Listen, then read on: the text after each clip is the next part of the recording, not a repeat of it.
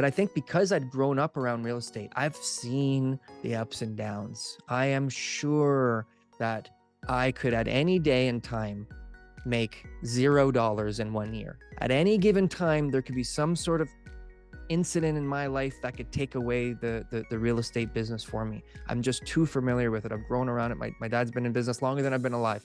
I've just seen it. I've just seen too many people come and go.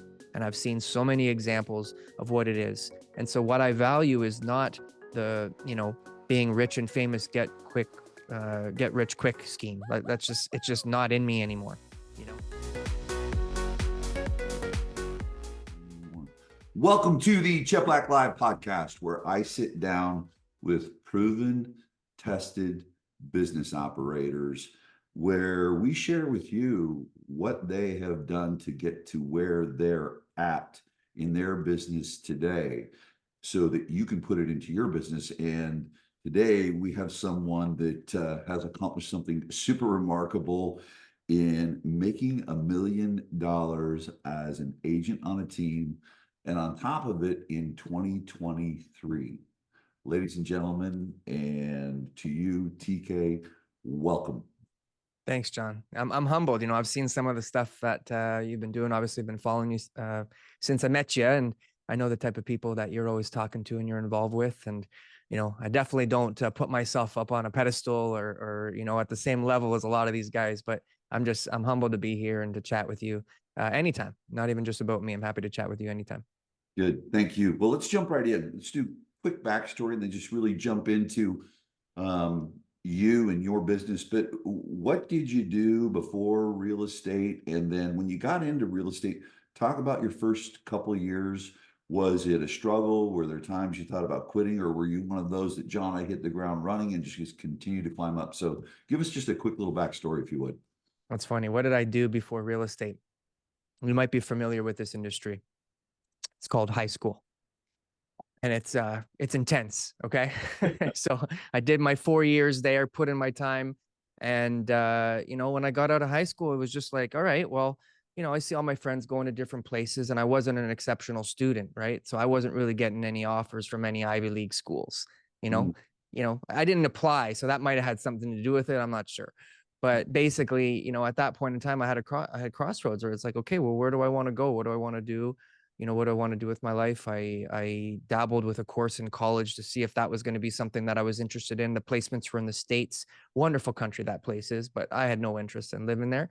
And I said to myself, well, my dad was in real estate, and he was always in my ear. He's about 40 years in the business now. And he was always in my ear saying, oh, this is a great industry. You got to be here. But my mom was a teacher, a high school teacher. She said, engineer, lawyer, doctor, don't get into real estate. It's inconsistent. The market goes up and down, and you never know when you're going to get your next paycheck. Right. And so, and so I had that sort of like, well, yeah, real estate's, inconsistent, and, I should do something better. But once I looked at all my prospects, you're coming out of high school and you're just like, all right, swing a hammer for 40 years or get into a business that I thought was, productive. And my impression of real estate was always, it was a really helpful type of service. Like I remember I'm in the schoolyards, I'm meeting kids, they're coming up to me. I'm 6, 7, 10, 12, 15 years old my whole life, because my dad was a reasonably successful agent as when I was a kid. And they would say, your dad helped me find our new home. Your dad helped us sell our home. Your dad's so great. Your dad. And I just had that all the time growing up. So in my head, I never had a negative impression of what a real estate agent was. It was like, you're somebody who's like in the lives of people, helping people with their biggest investment. And you're like a superhero, And so like growing up, that's how it was for me, and I looked at those type of things like this was a positive, like there was going to be something that, I could do to provide a service to people that was actually helping people. And so I when I came out, I'm 19 years old, I don't know anything, but I'm signing up for the real estate courses because I'm like, this is what I'm supposed to do. And luckily for me, it's worked out because I'm useless in any other industry. I couldn't get a job on, our Bay Street, our Wall Street. I couldn't get a job, at some company that, what are your job skills? And I'd say, well, do you have anything, that involves a real estate agreement of purchase and sale? Right. So if they said no, I'd say, well, I guess I got to start from the bottom. Right. So I don't have that background that I know some people do. And I think there's lots of benefits to people coming from other industries that are skilled in the corporate world. I see some amazing people who have just these great abilities to run and operate a business that they got from previous occupations. And I'm like, that's something that, you know, I had to learn naturally. But I definitely think that it's an advantage, right? Because I've always been branded by my peers, my colleagues, my family, my sphere of influence. I've always been branded as a realtor. No one's ever known me as anything else, right? And so that really gets me going and what I want to do. So, you know, getting into real estate was like any other agent, you know, like I've got no, you know, glorious story here of success where everyone says, wow, this is incredible. You know, recently, obviously with Frank, it's a whole different ball game at the level that he plays, right? But when I was getting started, you know, I started with the typical stuff and I started working, you know, for my dad, with my dad, you know, on his business. I remember that I sold a house in my first week. Look at Oh, that. First week in real estate, I'm selling a house. I'm at the open house. The guy walks in. I'm doing I don't know what I'm doing, but I'm at the open house, right? So I'm right. talking to people and I'm giving out something. I don't know. I'm pointing to where the bathrooms are. And so the guy comes in, he says, my clients are interested. Where are your clients? I said, well, they're not here. I'm here, but they're coming back at 4. That's what they told me. That's all I know. He says, I'm coming back at 4. My clients are interested. I'm bringing you an offer. So I said, okay, this sounds great. So I called my dad. I told him, I said, Dad, you know, you're listing. I'm doing the open house. The guy's coming back at 4. He was doing something else. He says, okay, call me when he gets there. So the guy comes and the price now in Toronto, this is, you know, a really big deal. In other markets, I know it's a little bit different, but the price was $300,000. You know, right now our average price is about 1.2. And so the agent came in and said, we want to offer $299,500. I said, $500. That's it, off the price, $500. The seller said, no, Oh, goodness sakes. I'm not taking a dollar off it. And the agent's screaming and yelling. He's pulling his hair. He's jumping around. And so, you know, my dad's calling every 30 seconds trying to find out what's happening with his deal. And finally he says, look, just tell them we'll take $500 off the commission and get this deal done. Let's go. So I learned my first negotiation strategy on my very first week of real estate, sold my first home. I got paid a grand total of $0 for that deal, but I got a heck of a lot of experience, you know? And these were the things that helped me, you know. These are the things that helped me going forward. And by the first year, my first full year in real estate, I was the top agent in the office, you know, passing my dad, passing all the other guys who were there, because I was just doing the things that they told me to do. You know, I was always just, they would say to me, you know, you got to call people, you got to knock on doors, you got to talk to your friends. And I just did it. I didn't know any better. I was young and dumb. And I started to just, you know, build my business little by little. It wasn't a big brokerage, it was about 75 agents, but I just built my business little by little. And each year I grew, and each year it got better and better. I started a team. I had 6 agents on my team. I had, you know, people that were working alongside me, and we were helping people, and it felt really good. And the markets were good in Toronto those years, you know, which, you know, I've come to learn is an important part when your plan is really not much more than, you know, just go out there and meet people and try to, you know, sell your services. But so the market was good, and that helped me out a lot through the years 2013, 14, 15, 16. And I had some good years, but we had a change in 2017. We had a change in the market. We had some new, you know, guidelines. We had some new government interventions. And so when the market changed overnight, I didn't have that training anymore. That the stuff that worked for me in the past wasn't working anymore, you know? And that's where, you know, the business changed overnight. And all of a sudden, all this very similar to recently, you know, very similar. I was that guy where I had all the, you know, the easy money, and it was just like, I can't go wrong. And, you know, I should start buying stuff that's, you know, because I feel like I'm going to be successful forever, you know. Those are those are the things that were going on, and the market changed, you know. And so, you know, my team ended up not, you know, I sort of dismantled the team and says, okay, guy, let's go on our own. Our brokerage got sold, so I had to change brokerages, and that's how I got exposed to Frank at that. Interesting. Wow. And how long ago did you join Frank? 5.5 years ago. And so talk about this. There was a reality that hit. And I know the answer because I heard it in the very beginning when we started chatting, and just knowing you for years now was your humility. But how about the ego check?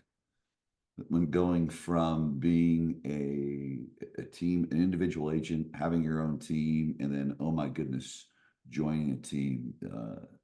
Talk about that decisioning process that you went through, because I think right now, TK, at the recording of this, what is it, March 8th? There are people that are sitting there right now, and they will, with their egos, like they'll hold back and not make that decision you made, and maybe not be in the business next year versus having an opportunity to be where you're at right now with your business a year or two later, or 3 years later. Mm-hmm. Yeah, So, it's a great, I mean, that's a struggle. I think that's everybody's struggle. And I've had so many, people mention, so I got a few stories about that. So um, firstly, I'll say there was a guy who worked in the office that I was in who joined Frank and after 3 months left. And he said, I got to be on my own. I got my own business. I got my own deals. Da da da da da.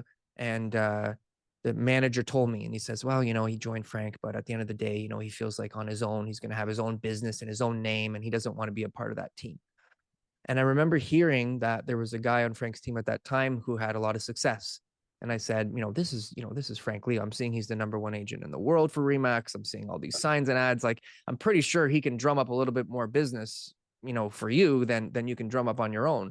So that was a really good leader into me joining the team, because in the first few months, as there's a transition stage joining the team, I had that in the back of my mind saying, one day this is going to be very fruitful for me if I can just get past those few awkward moments. So that was like the first thing. There's like this big sort of like concoction of external forces that helped me get through that sort of ego deflating moment. Okay. So that was the one there when I said, no way do I think I'm able to create more business for myself than the number one guy in town. Right. So that was the one part. Next one, I got a friend who's a criminal defense lawyer. And so, a good friend of mine, we talk all the time. And at that time, I said to him, I said, your name is not, you're not a named partner. I said, you're a partner, but you're not a named partner. I says, how does that make you feel? And he said, TK, he says, the only thing that I care about is at the end of the month, that paycheck is enough to support me and my family. And whatever name they want to put on that letterhead, why should that matter to me? Because that's just my ego telling me that name, that letterhead is important or more important than taking care of my family, And I was like, I respected him a lot. He's a guy in my life I respect a lot. He's one of my advisors. And I said, you know what? I said, this is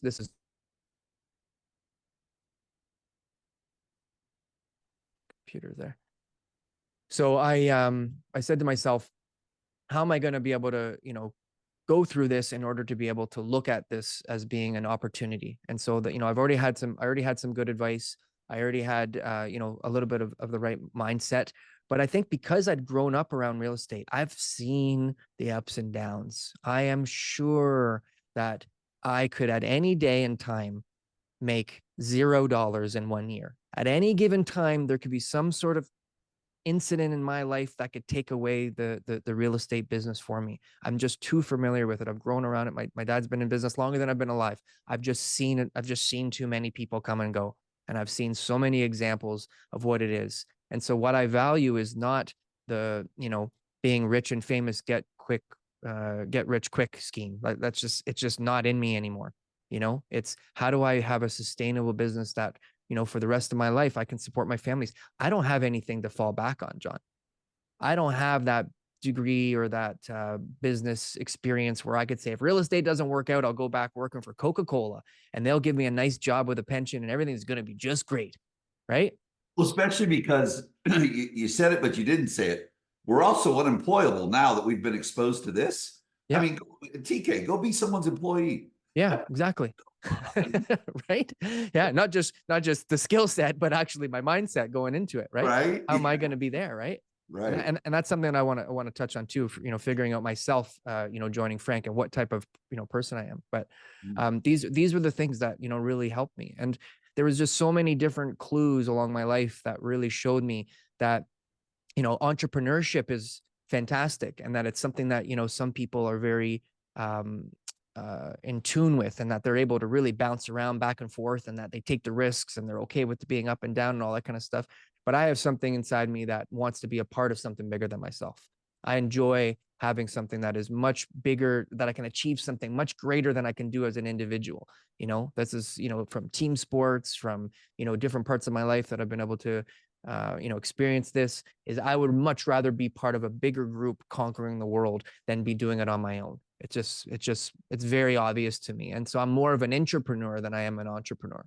And that if I can help other people with their businesses, I used to sell businesses, I used to, do different things, and I used to help people in every way I can, from restaurants to um, sales to different types of industries, gyms, a few different gyms, because it's just what makes me feel good, and at the end of the day, that's, what you got to work with, right? The things that you're naturally inclined to do.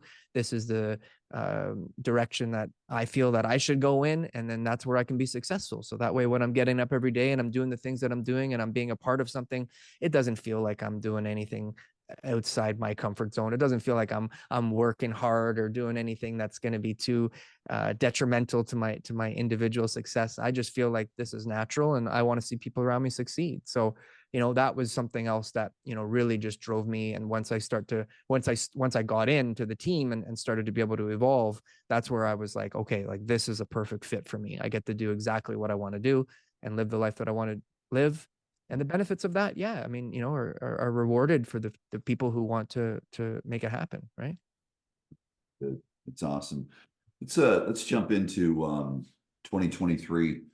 And now I get it. You probably woke up, well, because was it 20? Yeah, I think it was about January, February-ish is when you guys started feeling it up there, I think, right? And then April-ish, May. I was warning people because what I found is I said, hey, listen, it's happening in Canada. That market's changing. And Yeah. then about April of last, I said to the clients, I said, listen, I'm having conversations with my clients in Canada around February, I was saying, and things are changing. For you, it was probably like, oh, here we go again. Talk about what you did in 2023, if anything different, or was it because of the way you've always done things and stayed steady, and that's what really compounded for you in 2023? Mm-hmm. 2022, our market changed because of the Bank of Canada started raising their overnight interest rates. So we started to see major changes. That easy market was gone, and so by the end of 2022, going into 2023, the market definitely had changed, and we were in a declining market. And so, I mean, look, I'd love to say that there was some magic formula, and that, I stepped it up a notch all on my own, and that it was just something that, came naturally within me. And I said, well, I better really, fight for my family here, right? But it's just been 5 years of, progression. I mean, you're a huge part of this, John. You've been a huge part of, keeping our team on track.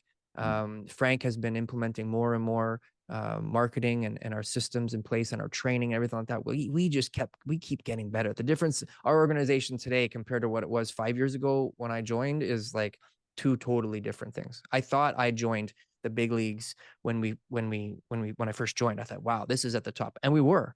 But like now we're so far ahead of that team 5 years ago, still at the top, but it's just amazing to watch the progression and how much more tools and systems that we have in place. And so in 2023, yeah, it was just all the things that I had been doing cumulatively over the last few years were now starting to really show their worth, because when people were making decisions, they wanted to be making them with people that they were comfortable with, people that they were in contact with, people who had remained consistent, people who, remained in front of them. So obviously Frank had a big push on marketing wherever other people were backing down.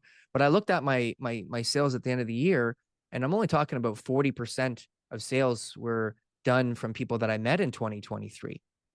So there was 60% of my business is, still coming from that nurture stage, coming from previous years, coming from people that were in my sphere, that kind of stuff. Right. And so that shows me, and that number went down in 2023, ironically, right? Where I was typically sitting around 55% of my business would be new business. So that number went down in 2023, right? And now, is that because the type of clients that were out there right now were only interested in working with people that they had that relationship? Or was it because I elevated my skill and that I was diving deeper into my database? And so, right, you kind of think about it, right? Really good. Yeah. What's your typical day look like as you break it down? Because it's, I know that when anyone watching it now, when they see the headline and see some posting and things, it's going to be, but they're going to sit on the cliff and wait for this magical pill. Where's the unicorn? Where's the Yeah. horseshoe? And Yeah, that's I think Frank and I and Sam and I and you and I really relate well because it's just this steady thing. What's your typical week look like? Your day look like? If sure. the day in the life of TK, what does it look like? Sure. So, I mean, first and foremost, I have set commitments, for my family, right? So every morning at 8 a.m., I'm driving the kids to school, right? Mhm. We've got a son who's got, hockey twice a week, and then my sons are in martial arts. So I've got certain schedules that I try to keep with them to make sure that I've got them going to the places that they need to go. And my wife is very supportive. Okay. So she's at home with the kids. She's making sure that any area that I'm not able to be, uh, you know, taking over, she's able to be in my place, driving them around, getting them to the places that they need to go. So that is first and foremost, 100%. But I mean, every morning when I get up, right, and that could be 6, 7 o'clock in the morning. I don't go to the gym in the morning to work out because my fitness is jiu-jitsu. So I'm waiting for my class. Later in the day, it's either at lunch or in the evening to be able to get my fitness in. And only in the summer times I go at 7 a.m. because the kids I don't have to take them to school at 8. But Okay. throughout the year, that's typically what it is. So Okay. 6 to 7. So now I've got from the time I wake up until 8 o'clock to be diving into my business to make sure that I'm caught up on everything. Is all my paperwork in order? Have I got my day organized for my calls? Have I made sure that I've done all the things that are working inside my business so that it's, I'm completely set up in the way that I need to be set up. Once I get home from taking the kids to school, then we usually are going to have meetings at 10 o'clock, 3 days a week. There's a few other, appointments might start at 10 o'clock. So from about 8:30 till 10, I have an opportunity to be able to be diving and working in my business again, and starting the on the business part maybe after 9:30, which would be reaching out to some of the people that are on my daily task list, right? So this is the truth, okay? And then let's say I got a meeting at 10 to 11. The Okay. rest of my calls that I need to make that day, which I've set a certain amount of tasks that I need to do each and every day, are done by 12 o'clock. So it means that every single day by 12 o'clock, I've gotten everything that I need to do is already done. And I'm in place. So I'm like, I feel good. The monkey's off my back. I'm like, do I want to go to the gym and work out? Do I want to, go to those appointments to meet people? Where do I have to go today? And then of course, I've got my appointments that are going to be set, which are typically going to be in the afternoon and evenings. I've got the other errands that I need to run that I'm going to be out going and doing the things that I need to do. But all the work is done. I never feel like I've got this huge weight load. There's going to be some calls that I need to make in the evenings for different reasons. There's going to be people that need to be reached out. There's going to be things that need to be done. But I can honestly say to you that by 3 to 4 hours in the morning before 12 o'clock of total work, I feel like I've put in an honest day's work. Like I'm like I feel good about myself by that time, where I don't need to worry about did I do the right thing today in order to be able to provide for my family and to get all the things done. Then I got all these other responsibilities. So the rest takes over. See, the beginning of the day is me. I got to get it done. That's putting pressure on myself. But the rest is all the accountability I have with my clients. So they're like, be here, go there, do this, do that. And I get all those things done because I know that those things have to be done. Right. And so by the time the end of the day is over, I'm like, okay, everybody, had their needs met, and that I was able to accomplish the things that I do, which is why I've been saying to people lately, and this is actually something that Justin had said to me when he was doing a um, When he was out there visiting you guys? course or seminar. Yeah, he was visiting us not too long ago because Yeah. he was asking me these type of questions, and I was just like, I feel like I have more time in my day than I've ever had before in my life. So good. I'm like, and so, I try not to talk bad about, what other people are doing, but, if somebody's saying to me, they don't have time to do this, and I'm telling you that I'm doing all this, and I feel like I got more time than ever, there's a disconnect there. I don't know what it is, but I see a lot of people in my life, not just real estate agents, who are telling me they don't have time to do something. And I'm going like, what are you doing? What are you doing during the day? I want to see what you're doing all day long, because I know what my time is like. And I know that I feel like I can do everything. I mean, I took on learning a new language. I train jiu-jitsu at a high level. I take my kids to the places they need to go. I travel a few times a year. like I got so much time freedom because I'm not doing some of the things that, maybe I used to have to do as far as like maybe door knocking, cold calling, the things like that. We've got a system in order to be able to draw in some inbound calls. But more importantly, the people, the database that we've got, I got enough people in my database now, which is after 5.5 years, to be able to drum up this type of business, which is obviously not, a day one agent wouldn't have that same thing. So you got to build up that database first. So then that way, the people that you're calling every day that you've got to contact, that you're in contact with, that you've met them already, that you know them, they know you, they trust you. I've been giving them, monthly follow up on my newsletters. I've been, having all the touch points that I need to do. I got this. My newsletter changed about a year ago. Okay, because August 2023 market update, July 2021 market updates, right? Garbage. And so you started sending me your emails. And so I just copied your copy. I just said, all right, well, I'm not that smart. I'm not here to reinvent the wheel here. So I said, all right, I copied it. I mean, you know me well right? enough. That's what we. Oh, okay. You're Yeah, doing that. I want to. And that. Okay, cool. I'll do that there you too. go. So I checked today. My most recent one was released a couple days ago, and it's a 68% open rate. And I have that consistently north of 60% every month, right? And it's because there's value, right? There's value, and that How there's often do you email to your database right now? so once a month is my market update. Okay. Okay. And then Okay. I've got, whatever it is, holiday stuff, special announcements, things like that too. So you've got a pretty good steady flow, Mhm. not at your level flow. My contacts more are phone contacts. To me, I gotta get on the phone. I'm not a big texter. Mhm. I only send emails to the people that I know at that point in time. The email is good, but you got to be calling people. You got to be in contact with them, and you mix it up. But you got to, I can't just be relying on text emails to think that somebody's going to have that relationship with me when the time comes that they're ready to make the biggest decision of their life. Talk Right. about this real quick. I want to go into this because there's activity. That's the first thing. And you watch this and not talking bad. I mean, you get to see every team has this. We know this. You'll watch people come in, they've got big dreams, aspirations. They're going to be the Michael Jordan of real estate. And poof. Well, first it was activity. Well, then there's number two. Great, you've got the activity. What's your messaging? We are salespeople, of course. Talk though about your messaging. How often do you talk to people? If you look back over the last year and the last 5 years in this real estate sales, nurture, lead follow up, what percentage of the time do you have a conversation with someone that has zero intention of selling them something, zero about real estate, and it's a personal based conversation? Just like from a visceral sense here, what do you Yeah. think ratio looks like, TK? Well, I mean, it definitely depends on what time frame those people are on, right? So the people who are going to be closer to transact, they're going to want to know more real estate related information, but the 80% of the database isn't ready to transact anytime soon. They're not even like, they're just like, I met you at that time. I was thinking about it, but now I'm not anymore. Right. And Yeah. so that's, and they don't want you to call them and say, hey, your neighbor just sold for 800,000. And, do you want me to come over and reevaluate your home? Right. They just want to know, how are you? Things are okay. Last time you told me that, your kids were, moving to Calgary, is that something that, they're enjoying, that kind of stuff. And so a huge volume of those conversations are going to be just strictly touch points. The good news is you're in real estate. Your brand is powerful. They've been getting your emails. They know who you are. They know who the name is. They see our ads. And so it's natural for them to say, well, how's the market? Right. But that's all part of Frank's training. Since day one, it's always been very much about the client.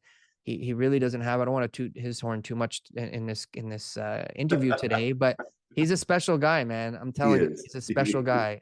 He's an OG, TK. It's I love not an it accident because he's where he is. Let me tell you that much. Okay. yeah. So this is not just like, lucky, right place, right time type of situation. Mm. He's a highly skilled operator and an exceptional human being. And so those things get passed on to us. It starts from the top, so we see how he deals with people and how he deals with us.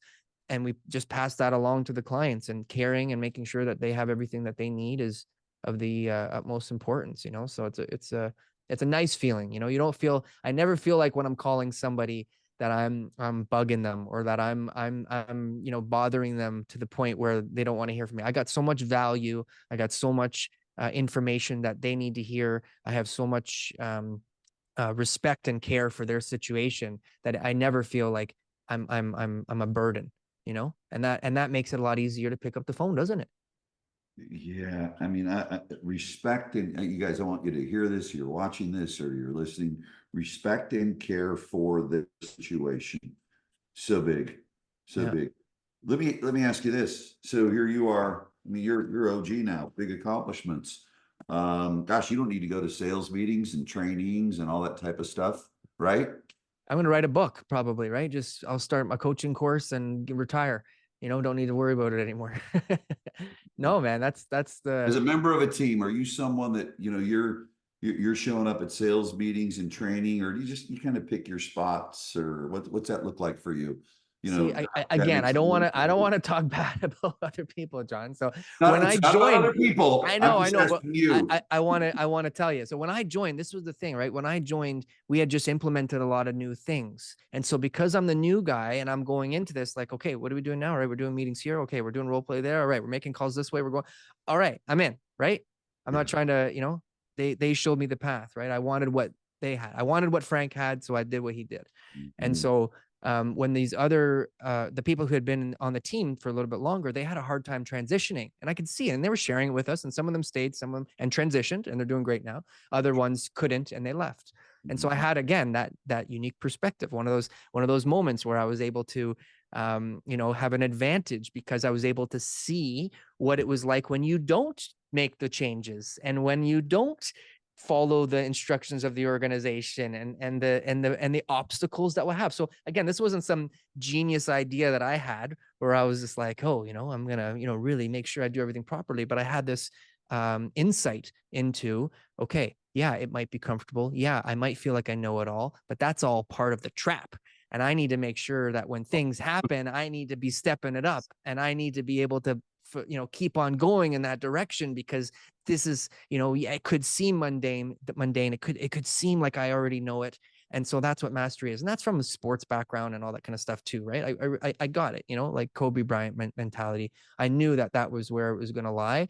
And so according to them, I'm not keeping attendance. According to them, I have the highest attendance record at all the training that we offer, right? And I have a team led one as well, team member led one as well, that I get to do. Sometimes it's at my house every week for us to do role play. And I love it. I think it's fantastic. I think it's exactly what will keep me sharp, so that when the time comes, I've got the ability. But the best thing is you know levels to mastery. The final step is teaching it, right? You can only keep what you have by giving it away. So by the time I get to the point where I'm able to take a new person, brand new, not like day one, and I get to walk them through all the things that I believe are important for them at their stage. And then and then they progress, they start doing listings, they start, I was helping a girl with a multiple offer situation last night. I get to relearn it myself. And I got to have an opportunity to be able to sort of digest all the different steps and exactly how I do it, why I do it, and why it's important. So then that way it becomes even clearer in my mind. So when then I get into that same situation, I'm able to act, quickly, and that there's no delay, because timing is everything, right?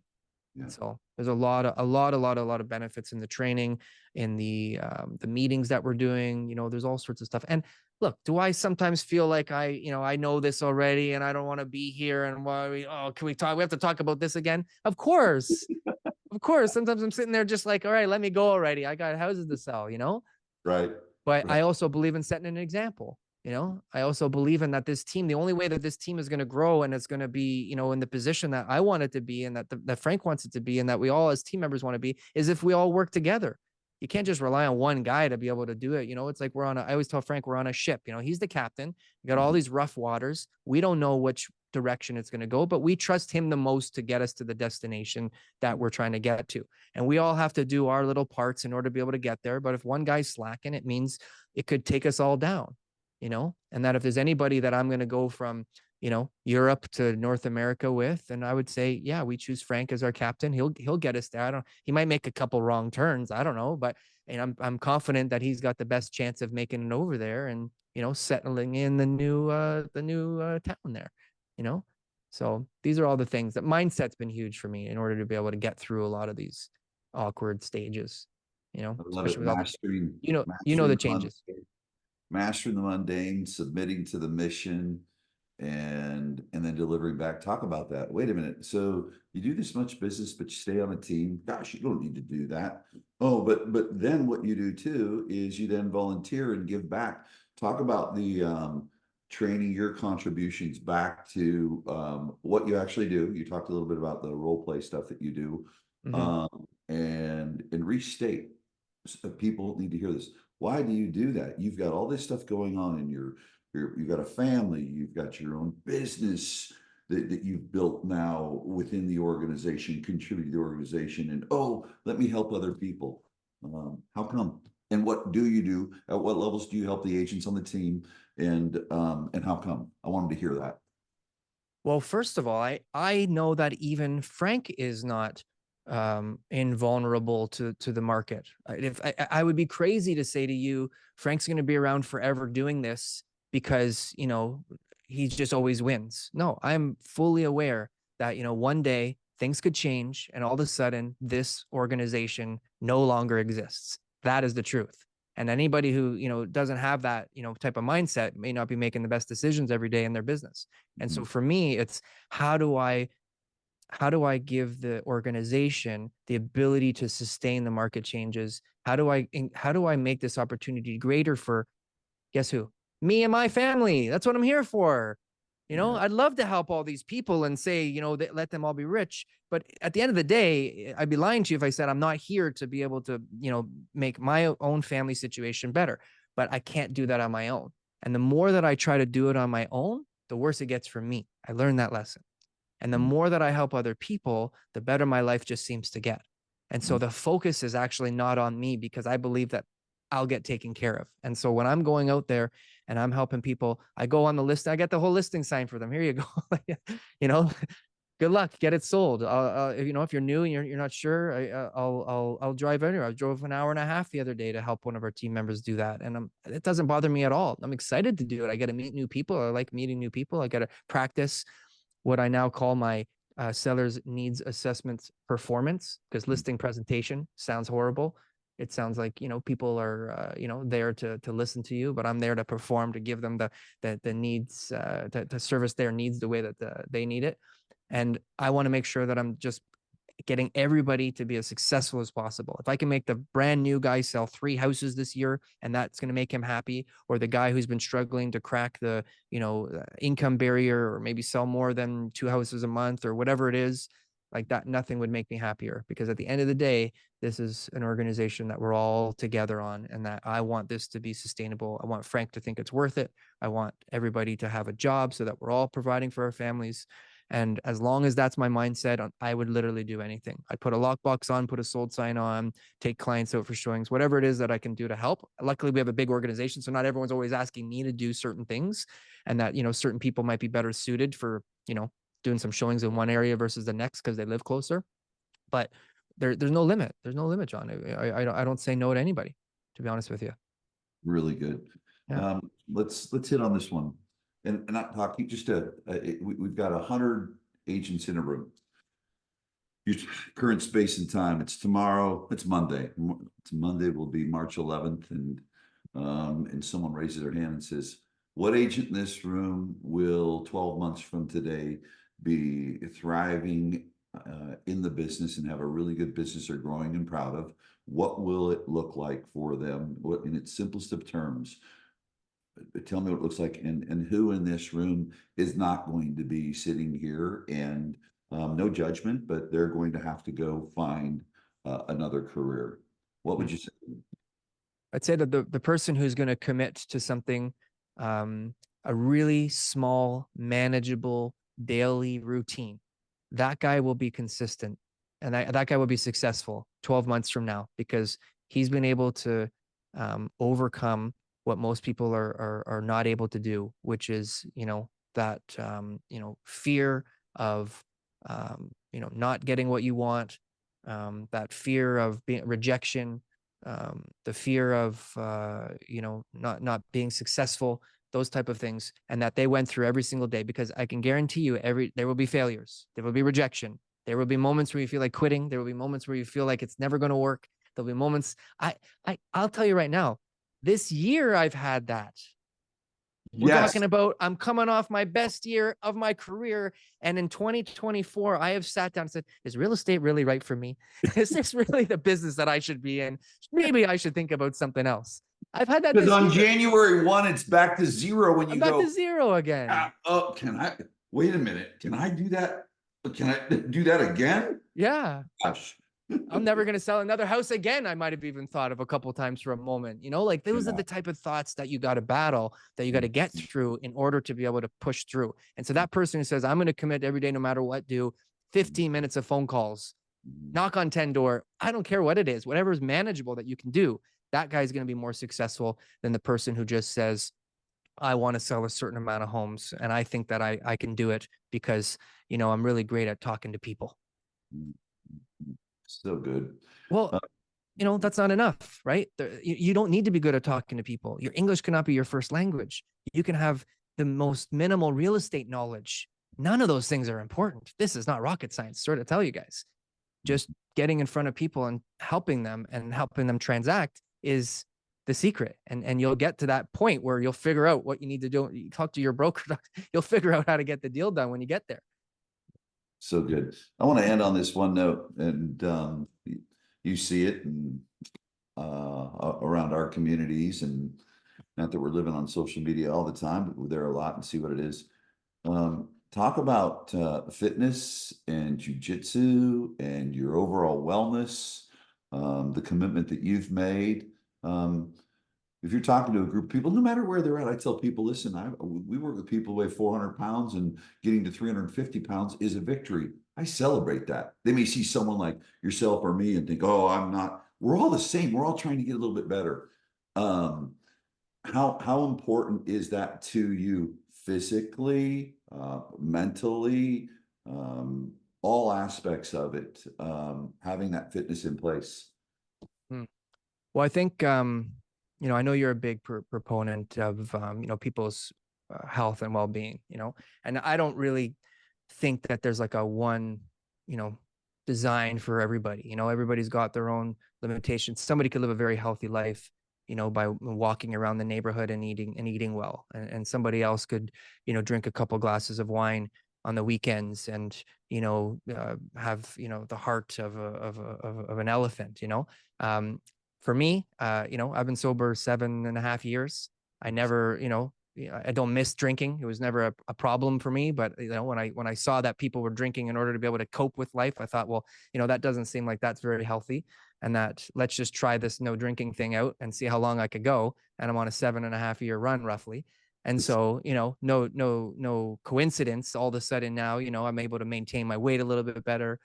I started training jiu-jitsu, which is a form of martial arts. It's like a grappling art. It kind of looks like wrestling and judo mixed together, where you're trying to submit people. In 2023, the year that I was my most successful real estate career, in the world championships, I placed second, for my division, which is the highest competition for me for the level that I'm at.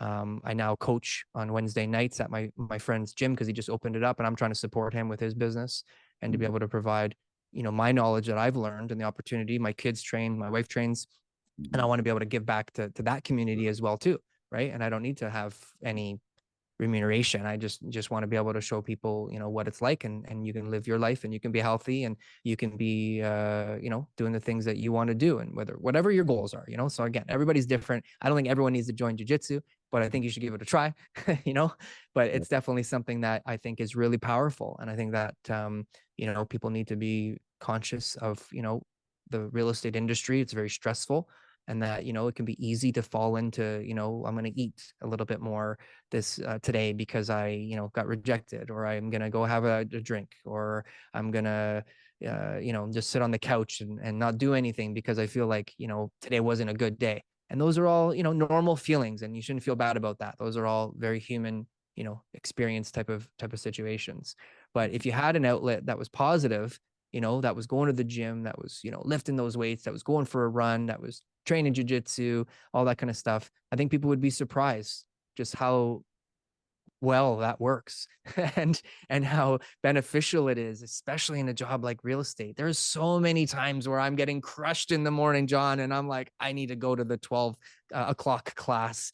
And when someone's trying to strangle me and break my arms, I'm not thinking about those clients anymore. I don't That's even good. remember names. I'm worried about my own well-being and life at that point, you know? And so that's been a really huge benefit. I'll call it my secret weapon, to be honest with you, because it just means that I don't have that cycle of misery that you can get into in real estate when things aren't going your well. I get a nice little reset button on a daily basis if I want it, and that allows me to really just do my job properly and feel good. Because when I go talk to the next client after the class or in the afternoon or whatever, they don't care what happened to me that morning. They're only interested in their situation. They need my help, and they don't want a bummed out version of me. They want the best version of me, and that's what they deserve. Good. I thought that was going to be the last note, but I'm so glad that I just remembered the one last question I want to ask you.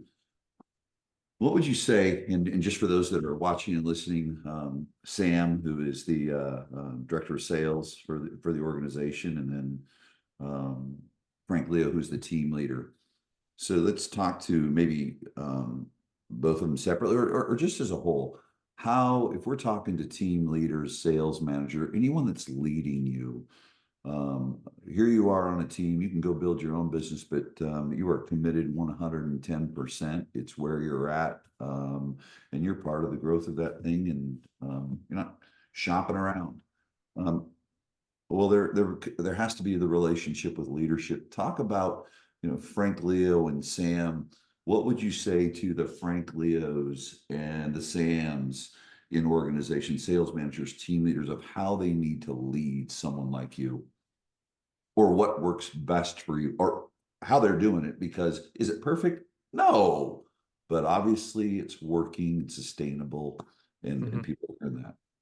Leave us Yeah, on so I that, guess there would be different levels of leaders. Some would still be selling, some may not be selling anymore. But I right? mean, leading by example, I believe, I hear what people say, but I see what they do. And that's the thing that I think is most evident. I can search my memories of all the things that Frank has said to me for 5.5 years, and never once was it, this guy's out to hurt people. This guy's out to let people down, or to mislead people in any way, And so that those core values that he has, really inspires me to do better, but also allows me to trust him and to know that, no matter what his decision is, I know it's always in the best interest of the organization and the individuals. And it's never, you know, I'm here to, make you guys suffer or anything like that, because how he treats everybody else in his life and all the things that he's done, clients, everybody. Right. And so that's a huge thing that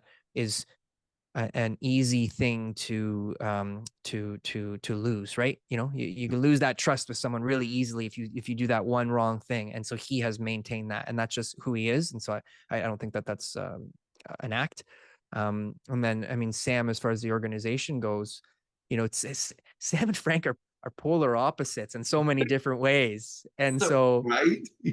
it's such a good, those two are just such a great leadership team, and you know one may not exist without the other, but I won't know, we don't know, right? We But I'm don't know. telling you, those guys are great. And so Yeah. Sam has just got a supportive role where he's going to be doing the work that you don't want to be necessarily bothering Frank with all the time. But Sam has all the knowledge, so he has all the knowledge that Frank does, because he's been around him forever.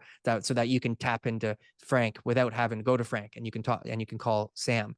And then the commitment that Sam has on, by not being selling, by he's changed some of his roles lately too. So he's very focused on the agents and the support side, to make sure, through coaching and through the training and the organization, all that kind of stuff. So, he's not tied up into marketing. He's not tied up into even some of the recruiting now. He's been able to free up some of his time. And so then that way he is focused on making sure that the agents are A, happy, and B, doing what they need to do. And so he's got that sort of connection with us that, it's pick up the phone and call Sam.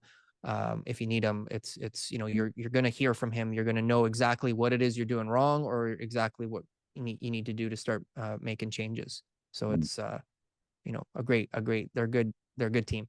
That's all I can say. Really good. TK, thank you. And I know that anyone that has watched this and listened to it, thanks you too. I think what's really, really neat is this, again, congratulations on an amazing accomplishment. I think the biggest congratulations at the root of it though is your spirit of contribution, and I appreciate you contributing here. So I appreciate you, brother. Thank you. Thanks, John. I wanted to just give a quick shout out because podcasts are not easy, right? Oh, And yeah. I've been running a podcast for coming up on 4 years.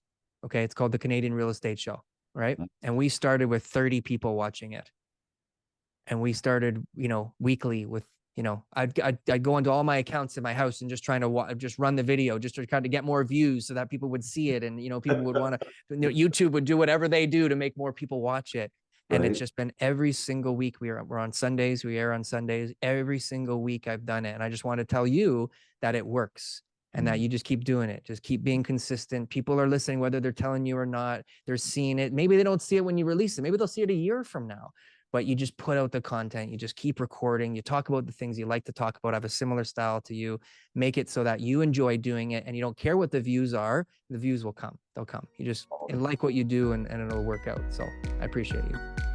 Thanks, brother. Appreciate you, man.